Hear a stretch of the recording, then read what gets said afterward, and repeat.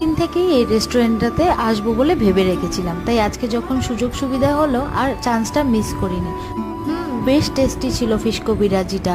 Starters finish করার সঙ্গে সঙ্গেই মেন কোর্সটাও দিয়ে গেছে। আমরা অর্ডার করেছিলাম 3 জনের জন্য 3টে ভেজ থালি। থালিটায় ছিল প্লেন রাইস, বাসন্তী পোলাও, 2-3 রকমের নিরামিষ সবজি, আলু ভাজা আর গুড়ের পায়েস, আর সাথে নিয়ে 2টো ইলিশ পাতুরি, একটা চিতল কালিয়া আর চিকেন ডাক বাংলো। ভেজ থালিটার প্রাইস ছিল 350 টাকা, আর একটা ফিশ আইটেমস 500 টাকার মধ্যেই ছিল। দেরি না করে এবার লাঞ্চটা শুরু করি। ইলিশ পাতুরিটা চোখের সামনে দেখে আর লোভ সামলাতে পারছিলাম না। দাঁড়াও, এটা একবার খেয়ে দেখি কেমন হয়েছে।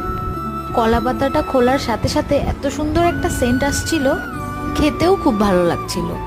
নুনটা একটু কম ছিল বলে আমি একটু নুন মিশিয়ে নিয়েছিলাম। ওর কাছে একবার শুনি চিতল কালিয়াটা কেমন লাগছে। খাওয়ায় এত মগ্ন যে রিয়াকশন দিয়ে